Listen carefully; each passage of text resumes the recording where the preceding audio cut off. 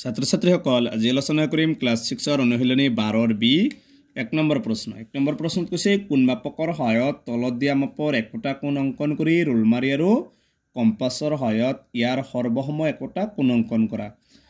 এটো 1 আৰু 2 টো আলোচনা কৰিছো, গতিকে আজি 3 নম্বৰটো আলোচনা কৰিম 75 ডিগ্ৰী। মানে প্ৰশ্নটোত কৈছে প্ৰথমে কোন মাপকৰ সহায়ত 75 ডিগ্ৰী কোণ আঁকিব লাগে, আকৌ ৰুল মাৰি আৰু কম্পাছৰ সহায়ত এই 75 ডিগ্ৰী কোণটোৱে অংকন কৰিব লাগে।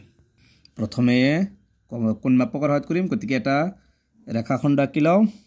এটা ৰেখাখণ্ড আঁকিলো, এতিয়া কি কৰিব লাগে কোন মাপকৰ সহায়ত 75 ডিগ্ৰী কোণ অংকন কৰিম। চাবা 70 আৰু 80 ৰ মাজত আছে, এইটো হৈছে 75 ডিগ্ৰী।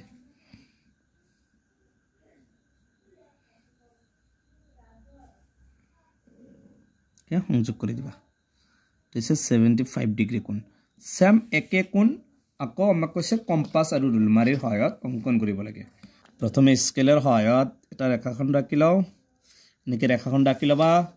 তাৰপিছত কম্পাছৰ সহায়ত কি কৰিবা 90 ডিগ্ৰী কোণ অংকন কৰিবা। 90 ডিগ্ৰী কোণ অংকন কৰিবা। কেন্দ্ৰটো ধৰি লৈছো, এনেকৈ কৰিবা। তাৰপিছত কি কৰিবা,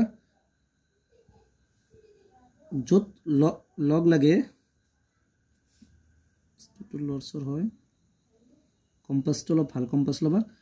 য'ত লাগিছে ইয়াৰ পৰা এনেকৈ কাটিবা। আকৌ ইয়াৰ পৰা এটা কি কৰিবা, তোমালোকে এটা ওপৰ ফালে দিবা আৰু এটা ইফালে দিবা। আকৌ এই য'ত কাটিছে ইয়াৰ পৰা এটা এইফালে দিবা, ওপৰ ফালে। তাৰপিছত এইটো কি কৰিবা, সংযোগ কৰিবা। কেনেকৈ সংযোগ কৰিবা, এনেকৈ সংযোগ কৰিবা। এনেকৈ সংযোগ কৰি দিবা। এইটো কিমান হ'ল 90 ডিগ্ৰী হ'ল। 90 ডিগ্ৰী হ'ল। এতিয়া কি কৰিবা, এইটো ইয়াৰ পৰা কি কৰিবা, এইটোৰ এটা যোগ ল'বা। যেহেতু 75 লাগে, এইটোৰ য'ত কেন্দ্ৰ কৰিছে ইয়াত এটা যোগ ল'বা। যোগ লৈছো, ইয়াৰ পৰা এইফালে এটা বৃত্তচাপ অংকন কৰিবা। আকৌ এইটোৰ পৰা এনেকৈ এটা বৃত্তচাপ অংকন কৰিবা। তাৰপিছত কি কৰিবা, এইটো সংযোগ কৰি দিবা। এনেকৈ সংযোগ কৰি দিবা।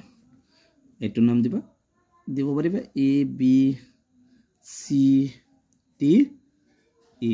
এই ই এ বিটোৱে হ'ব আমাৰ 75 ডিগ্ৰী কোণ। জুখি চাব পাৰিবা।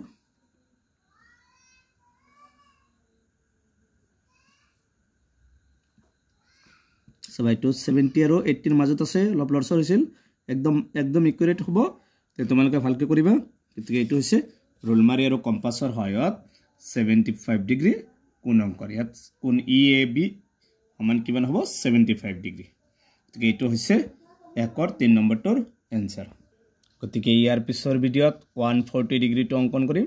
গতিকে আজিৰ ভিডিঅ'টো এইখিনি। তোমালোকে ভিডিঅ'টো লাইক কৰিবা, চেনেলটো ছাবস্ক্ৰাইব কৰিবা।